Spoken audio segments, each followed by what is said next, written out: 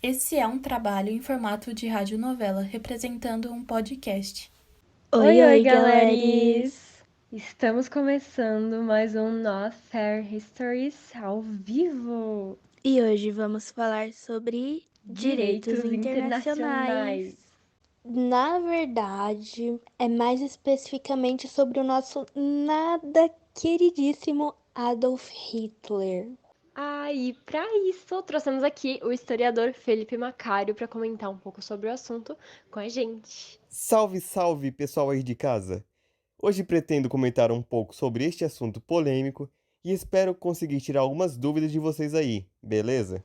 Então, Felipe, eu e a Lê, né, a gente estava almoçando um dia aí, né, um dia qualquer, e aí a gente estava conversando sobre momentos que marcaram a história tanto de um jeito positivo quanto de um jeito negativo. E nessa conversa, né, conversa vai, conversa vem, a gente acabou entrando nesse assunto um tanto quanto polêmico, que é o Hitler, né? Putz, Diana, verdade? Aí a gente resolveu dar uma aprofundada e conhecer um pouco mais, né, sobre quem ele era e como ele funciona. Mas ainda assim ficaram algumas dúvidas, então decidimos chamar você aqui para esclarecer pra gente e pro pessoal, né? Mas assim, uma dúvida inicial que nós temos é por que ele odiava tanto os judeus e como se originou o partido nazista, como tudo teve origem assim. Então, vamos começar.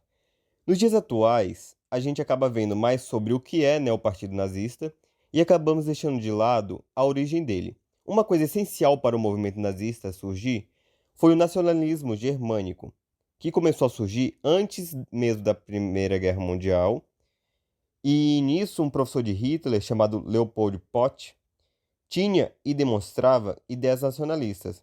Ou seja, ele venerava a Alemanha porque a região ali que eles moravam, no Império Austro-Húngaro, fica próximo da fronteira com a Alemanha. E assim, Hitler, ele foi comprando essas ideias e passou a venerar a Alemanha também, e ter nojo do Império Austro-Húngaro porque lá existiam pessoas de todas as etnias e raças. Então meio que Hitler já vai tendo esses pensamentos desde criança. Sim, isso mesmo. E não sei se vocês sabem, mas Hitler amava desenhar e queria se tornar arquiteto ou artista. O cara era fascinado pela arte. Foi aí que, quando mais velho, ele se mudou para Viena para fazer arquitetura na Faculdade de Belas Artes. Só que ele não foi aceito. Nesse meio tempo, ele que já havia perdido o pai, perdeu a mãe também, então ele ficou sem nada, sem ninguém, quase virou mendigo porque ele não tinha mais dinheiro. Ele ficou blebleu das ideias. E foi nesse momento, em Viena, que Hitler começou a prestar atenção nos discursos do prefeito, que adivinha, atacava judeus e católicos. E como Hitler estava, vamos assim dizer, na merda, ele começou a dizer que a culpa dele estar ali, naquela situação, era dos judeus e católicos. Hum, então nós podemos dizer que é aí que começa a nascer um monstro, no caso. Sim, sim.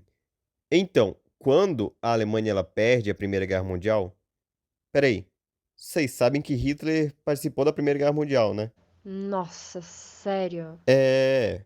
Aí, retomando, quando a Alemanha perde a Primeira Guerra, se rendendo e tendo que assinar o Tratado de Versalhes, que literalmente ferrou com a economia do país, e não só Hitler, mas como boa parte dos alemães, eles culparam os políticos dizendo que eram covardes e que o exército alemão ainda tinha chances de vencer. E também culparam os judeus, dizendo que eles tinham feito a Alemanha se render. Então você percebe que esse tipo de acontecimento só vai alimentando cada vez mais o ódio de Hitler. Cara, eu sei que em Munique, Hitler recebeu uma missão de se infiltrar no Partido dos Trabalhadores Alemães, que até tinha sido recentemente criado por Anton Drexler, e nisso, né, ele foi frequentando as reuniões, foi indo com uma frequência maior e foi se apaixonando pelas ideias de Drexler, que, adivinha, era um nacionalista e também odiava os judeus. Foi isso mesmo. Mas vocês sabiam que Drexler, ele convidou Hitler para se juntar ao partido? Pois é. Então, Hitler, sem pensar duas vezes, ele aceitou a proposta. E ainda para ajudar uma seita racista que estava por trás do partido, que era chamada de Thule, e um membro dessa seita que era tipo um mentor para Hitler, falou que o partido precisava de um nome novo. E assim Hitler fez, e mudou o nome de Partido dos Trabalhadores Alemães para o nome que associava os termos nacional e socialismo, e que tinha como objetivo atrair mais gente e mostrar o seu anticapitalismo. Então, o novo nome ficou, o nome do partido ficou como Partido Nacional Socialista dos Trabalhadores Alemães, que, em sua forma abreviada, era chamado de Nazi. Foi aí então que surgiu o Partido Nazista. E não sei se vocês sabem, mas o símbolo, né, a suástica nazista, foi o próprio Hitler que desenhou. Ah, sim.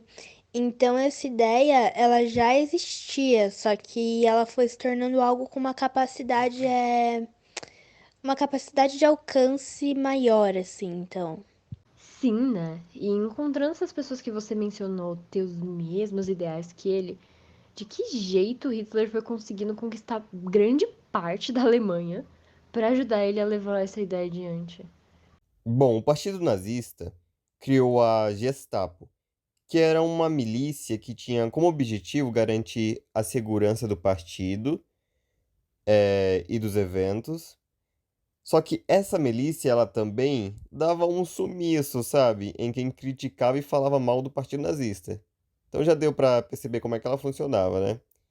E além de propagandas como forma de marketing que funcionavam bastante, Hitler, ele foi um, ele era um homem esperto, estrategista e também tinha qualidades como político.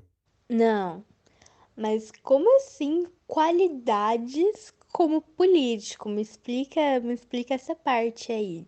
Ah, mas tem a parte que envolve os direitos humanos, né? Ah, claro, claro, sim. Mas, enfim, retomando aqui, além de tudo que eu disse, ele tinha a capacidade de se comunicar com multidões. Cara, ele dominava muito bem a arte da dialética e retórica, assim como os filósofos sofistas gregos faziam, para convencer a maioria que a minoria estava certa. Hitler, ele falava o que o povo queria ouvir, de maneira simples, direta, confiante. Ele manjava mesmo quando o assunto era discursar. Sabia as horas certas de fazer pausas, quando devia elevar e diminuir o tom da sua voz. E então foi isso tudo que foi levando ele e o Partido Nazista até o poder. Não, mas assim, então o cara era bom de lábia mesmo, né? Eu fico até um pouco mal né, atribuindo uma qualidade a ele. Realmente, Diana, eu sinto mesmo. Mas a gente já fez várias perguntas entre nós aqui. Vamos ver se o chat não quer saber de alguma coisa. Ok, ok. Bora lá então, vamos começar por essa aqui. @julianog. A pergunta dela é a seguinte: quais foram os territórios dominados por Hitler durante a Segunda Guerra Mundial? Um beijo, sou muito fã de vocês. Ah, Ju, obrigada pelo carinho, um abração pra você. Então, Felipe, responde isso aí pra gente. Olha, Júlia, obrigada pela pergunta. Bom, quando Hitler tirou a Alemanha da Liga das Nações, que funcionava tipo a ONU, ele começou a dizer que ele estava em busca de espaço vital, que eram territórios onde ele podia plantar e explorar minérios, e em 1936 ele se aliou à Itália e assinou um pacto anticomunismo com o Japão. Daí, em 1938, ele anexou a Áustria, uma parte da Alemanha, e depois ele começou a exigir uma região da Tchecoslováquia chamada Sudetos. E foi aí que teve a famosa Conferência de Munique, onde França e Inglaterra assinaram um acordo que dava os Sudetos para Hitler, como forma de evitar uma nova guerra.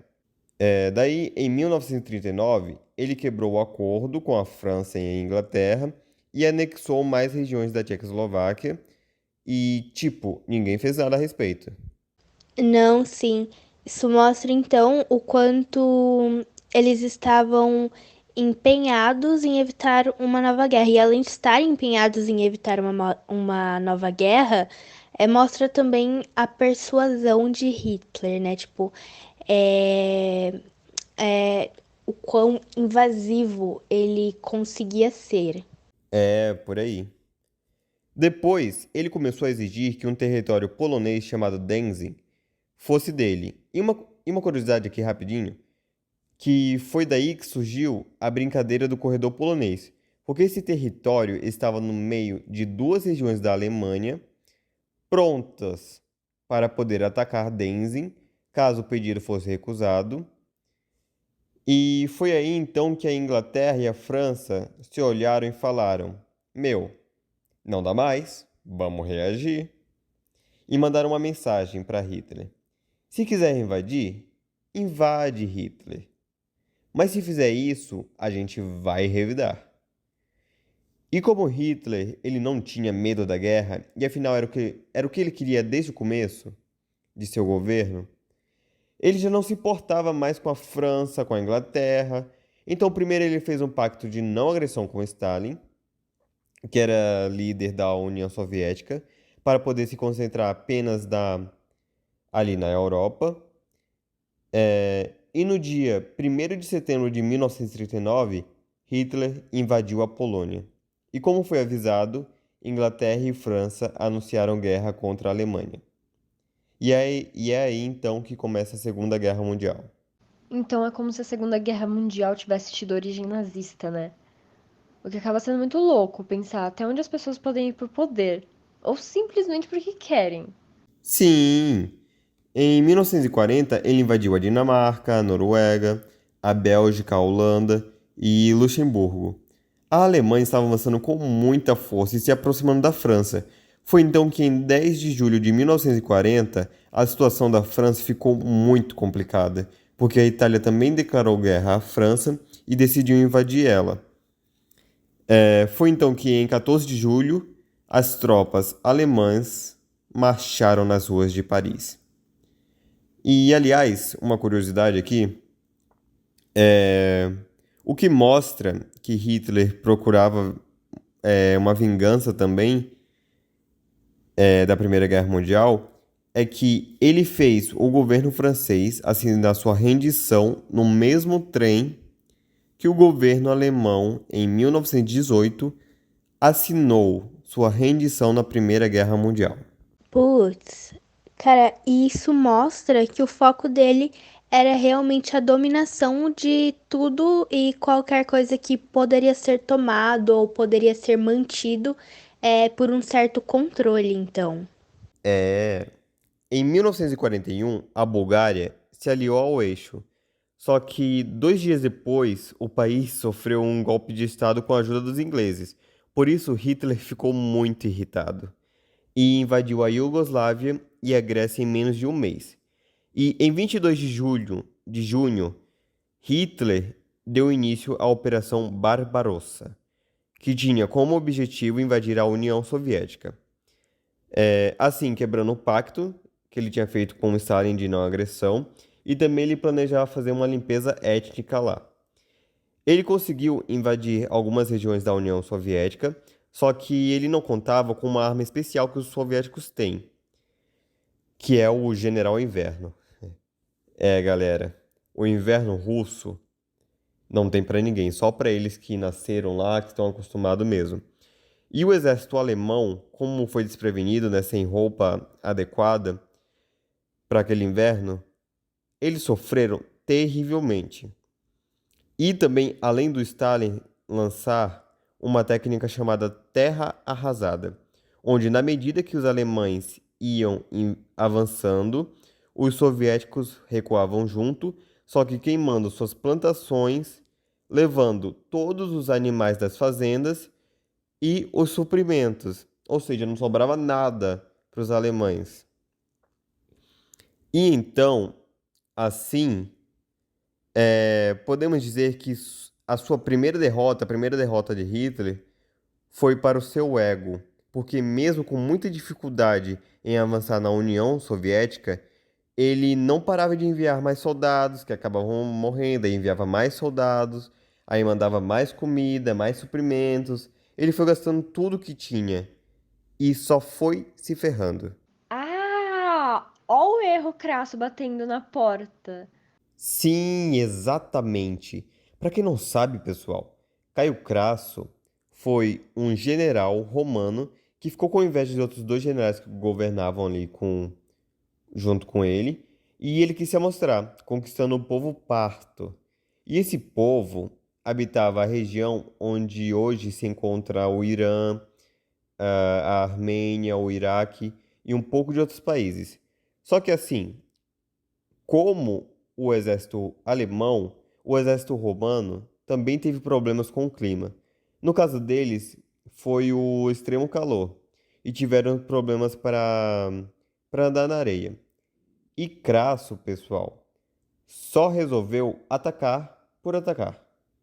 Ele simplesmente ignorou as táticas romanas e, além de acreditar que só o que era preciso era um exército grande. Pois bem, moral da história: ninguém voltou com vida, inclusive o próprio Caio Crasso. Não, mas aí ele meteu os pés pelas mãos, não tem nem muito o que falar, assim. Já que citamos os romanos aqui, né? Alguns territórios que Hitler dominou na Segunda Guerra Mundial, ele acreditava e dizia ter direito sobre, porque os povos germânicos haviam ajudado a quebrar o Império Romano, que teve seu fim ali por volta de 476 depois de Cristo. Ele é bizarro de louco. Chega a ser inacreditável. Bom, agora que vimos, né, a pergunta da Júlia, muito obrigada, Júlia. A gente espera ter esclarecido a sua dúvida. E a gente vai pegar mais um comentário aqui no chat. E dessa vez é da Vi Rocha 98. E ela fala assim: bom dia no Fair Stories. Hoje minha dúvida é a seguinte: como foi o Holocausto? Bora lá, Vi, ver como foi o Holocausto, que o Felipe vai comentar um pouco sobre isso e a gente vai debater aqui, tá bom? O Holocausto, pessoal, foi um movimento terrível e desumano. Quando Hitler assume o poder na Alemanha, a vida dos judeus lá foi ficando cada dia mais difícil. Os judeus foram cada vez mais perdendo seus direitos. Muitos eram presos, espancados, tendo suas lojas, seus bens materiais incendiados, sem motivo algum. E era muito comum ver coisas do tipo. Os judeus que viram que a coisa não ia melhorar fugiram logo, mas os que ainda tinham esperança ou não tinham para onde ir permaneceram na Alemanha. No começo do Holocausto, assim que Hitler dominava um país, todos os judeus perdiam seus direitos e eram presos em guetos, que eram lugares nas cidades onde amontoavam todos os judeus dali e não os deixavam sair. E, tipo, em lugares assim faltava de tudo. Até que Hitler começou a aplicar o que ele chamava de solução final, onde passaram a existir campos de concentração, de extermínio e de trabalhos civis. Eles pegavam prisioneiros saudáveis e mandavam para campos de trabalho até morrerem trabalhando. E idosos, crianças e doentes eram executados de diversas formas nos campos de extermínios. Mas a principal delas eram as câmeras de gás, que executavam mais de 10.000 judeus por dia. Isso é tão triste que chega a virar o estômago. Uma vez eu vi umas fotos tiradas pelo Brassi, que também era um prisioneiro desses centros de concentração. E, tipo, até hoje eu consigo ver elas na minha mente. Eu realmente não consigo entender como as pessoas participaram dessa dor toda e ninguém fez nada. Como essas pessoas conseguiram causar tanta dor assim? Não, você está totalmente certa. Me dá um ódio misturado com desprezo ao imaginar como tanta gente compactuou com as ideias desse cara. Eles também faziam experimentos bizarros de deterioração física, né? O estudo sobre desnutrição, como esterilizações, castrações e experimentos com congelamentos. Todos os habitantes dos campos eram regularmente examinados pelos médicos nazistas, até eles serem classificados como não sendo mais úteis. Ou eles morriam ou eles eram executados. E Hitler estava dominando toda a Europa e dizimando a maior parte dos judeus, ciganos, homossexuais, todos aqueles que não se encaixavam em seu padrão de raça ideal. Só nos campos de concentração estima-se que houve mais de 3 milhões de mortes. Só que no Holocausto inteiro, esse número aumenta para 6 milhões de mortes. Entendeu? A coisa é muito grande. Cara, e pior que assim, além de ser muito louco a maneira como ele levava o nazismo e destruía, sei lá, destruía tudo que ele podia, né? É mais bizarro ainda saber como de fato foi acontecendo, tipo, como foi ocorrendo os processos em geral. É uma coisa, tipo, muito, muito louca. De verdade. Chega a ser absurdamente bizarro mesmo. Mas bora lá pra ver se tem mais alguma pergunta, dessa vez do @Arnaldo Lima. Qual relação o território brasileiro tem ou teve com o fascismo barra nazismo? Bom, em 1928, antes de Hitler assumir a liderança alemã, o Partido Nazista no Brasil era fundado e permaneceu aqui até 1938. Foi a primeira sede nazista fora da Alemanha e o seu líder, Hans Henning, tinha uma ligação direta com o Partido da Alemanha. E aqui no Brasil, esse partido ele se tornou o maior partido nazista fora da Alemanha, com um número um pouco mais de 2.000 filiados.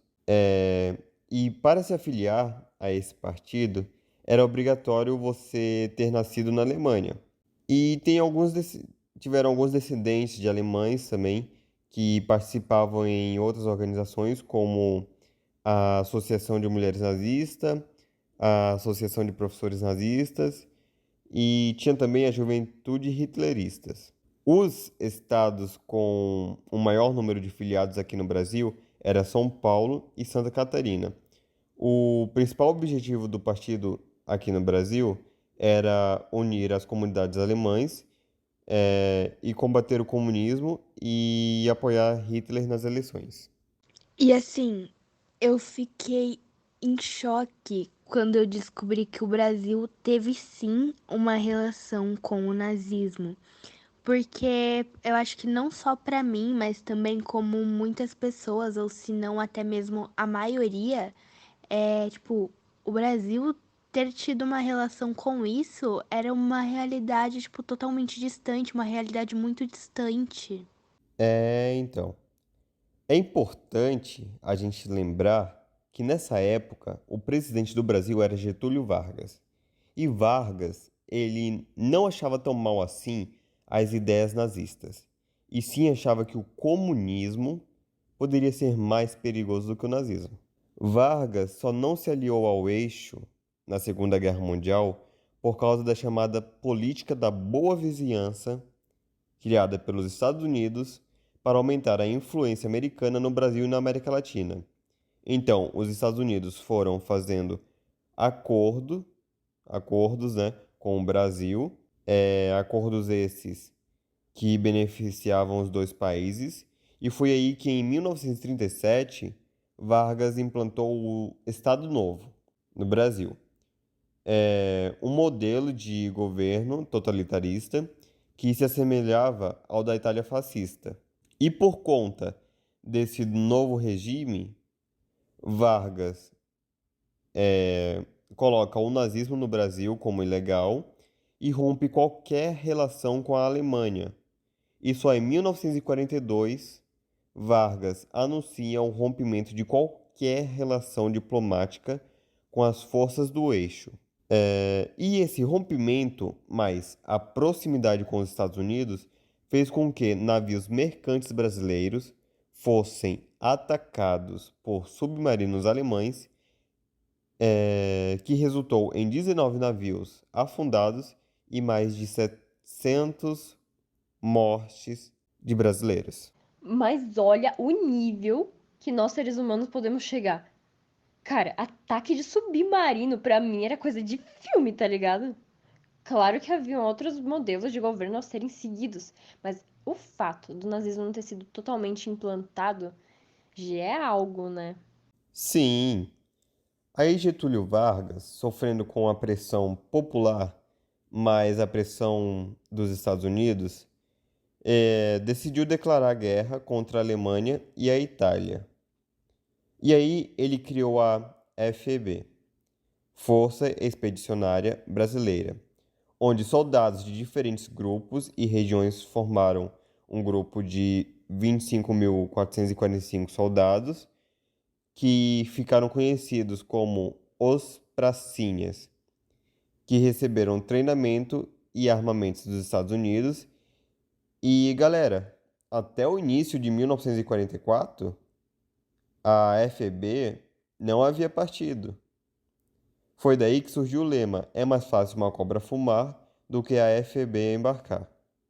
E em 2 de julho de 1944, a cobra fumou e a FEB partiu para a Itália. Entendi. Então é por isso que o símbolo da FEB é uma cobra fumando? Cara, que doideira, velho. Exatamente.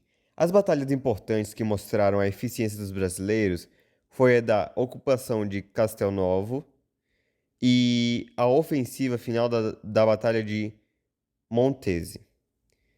E podem acreditar, a cobra fumou e muito, galera.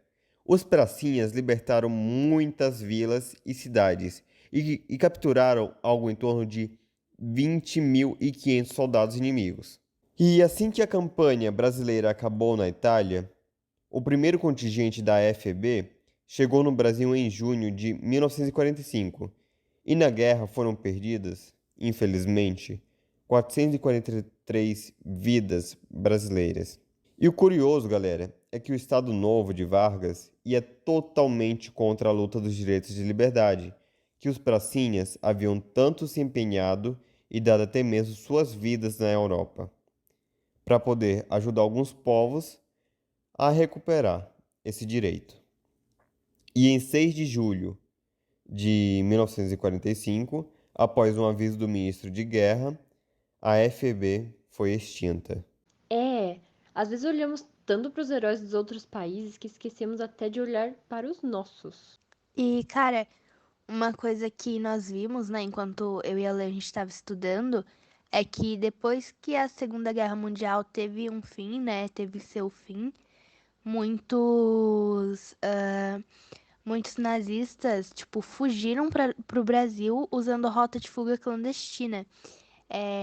Qual era o nome? Se eu não me engano, o nome era Hatlines, alguma coisa assim. Não sei se é assim que fala, mas enfim. Sim, exatamente isso que ocorreu. E é assim mesmo que se fala, tá bom? Bom, headline significa linha de rato. Inclusive, um desses nazistas era um médico chamado Joseph Mengele. Ele fazia experimentos cruéis em gêmeos e foi encontrado morto em Santos, em São Paulo. A causa da morte foi dada por afogamento. Temos aqui no Brasil também os skinheads, que são grupos de extrema-direita que defendem ideias conservadoras, como a manutenção de hierarquia social, são contrários à noção de igualitarismo e defensores da ideia de que grupos que acreditam ser superiores devem, por direito, dominar e explorar os grupos vistos como inferiores. Só que aqui no Brasil, graças, esse movimento não ganhou força, como os grupos que existiram nos Estados Unidos e na Inglaterra. É até bom não ter dado certo. Imagina o caos. Sim, mas ainda temos a influência de cultos neonazistas que influenciam ataques às nossas escolas. Por exemplo, o caso que aconteceu recentemente, em novembro de 2022, em que um adolescente de 16 anos matou 4 pessoas e feriu 12. E segundo a polícia, o pai do garoto havia dado de presente um livro escrito por Hitler. Vê se pode uma coisa dessa. De um período de 2019 até este ano, 2023, ao menos de 15 ataques que as escolas sofreram, 5 tiveram referências nazistas. Isso pôde ser concluído de acordo com a análise de materiais apreendidos com os agressores e conteúdos nas redes sociais. E, no meio dessas investigações sobre neonazistas, um nome se destaca em meio aos adoradores do movimento e apologia ao nazismo, que é de Guilherme Tucci Monteiro, que foi um dos responsáveis pelo massacre que matou 10 pessoas na escola estadual Raul Brasil, em Suzano, na Grande São Paulo. Olha, o objetivo deles é tornar a violência que eles defendem como um fato natural, seja ela contra a mulher, nordestinos, judeus, negros, homossexuais, pessoas com deficiências, entre outras. Não tem motivo que me faça compreender como esses casos ainda acontecem hoje. Tipo, além de ser claramente desumano, errado, nojento, como que tem gente que ainda apoia e pratica atos nazistas hoje em dia? Mesmo tem fotos, tem relatos, documentários, milhares de informações embaixo dos nossos narizes. Como que tem gente que vê tudo isso e concorda? Tem gente que não se sente enjoada e triste com tudo que aconteceu? Fala sério. Enfim, gente, tá chegando a parte mais triste do nosso dia, que é o final do episódio de hoje. Mas queríamos te agradecer, Felipe, por todos os esclarecimentos, por tirar as nossas dúvidas e as dúvidas do pessoal aí de casa, né? Do pessoal que está nos escutando agora. E também queríamos agradecer a sua companhia, que, digamos assim, foi maravilhosa. Enfim, quando você quiser, é só bater na porta, ficar à vontade para voltar, sei lá, quando você quiser, no momento que você quiser. Imagina, eu que agradeço vocês por essa oportunidade incrível de poder estar aqui compartilhando um pouco do meu conhecimento com vocês. Muito, muito obrigado mesmo. Pessoal daí de casa, um beijo, até a próxima. Muito obrigada, Felipe. Obrigada você aí de casa, do carro, do trabalho. Encerramos aqui e mandem quais momentos históricos ou até os assuntos que vocês querem ver aqui no nosso First Stories. Fui!